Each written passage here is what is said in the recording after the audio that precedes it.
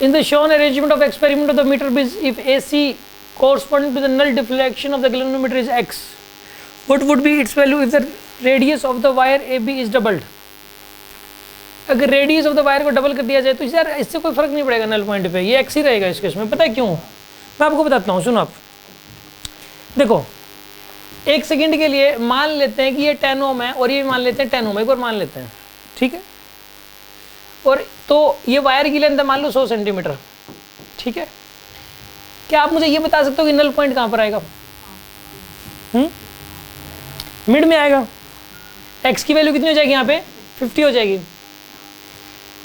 क्या ये mid point में आएगा, ये कहाँ आएगा, ये बताने में क्या आपने इस वायर का रेजिस्टेंस मेरे से पूछा क्या? नहीं पूछा ना। इस वायर का रेजिस्टेंस क्या है? जो मर्जी हो। इस वायर का रेजिस्टेंस अगर 100 ओम हुआ तो 50 ओम हो जाएगा।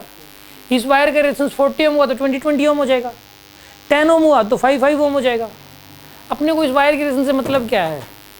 इन रेजिस्टेंस का जो रेशियो होगा यहाँ पे लेंथ का रेशियो वही आएगा बस। इस पूरी वायर के रेजिस्टेंस से में कोई मतलब नहीं है।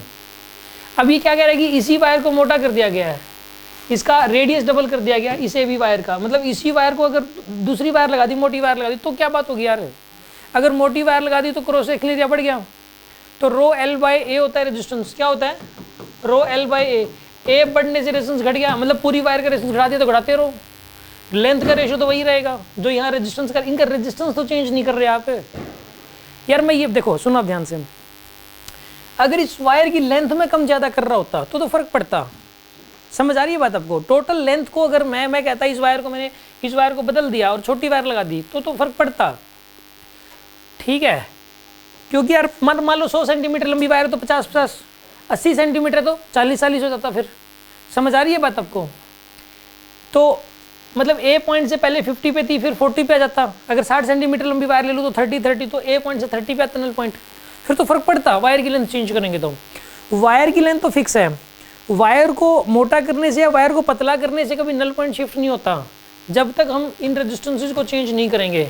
याद रखिए जो इन रेजिस्टेंसेस का रेशियो है वही इस लेंथ का रेशियो रहेगा। वायर की लेंथ को कांस्टेंट रखते हुए इसकी रेजिस्टेंस को कम ज़्यादा करने से कोई फर्क नहीं पड़ता। ये इस बात समझ में आएगी नहीं आई आपको? कोई डाउट किसी के मन में?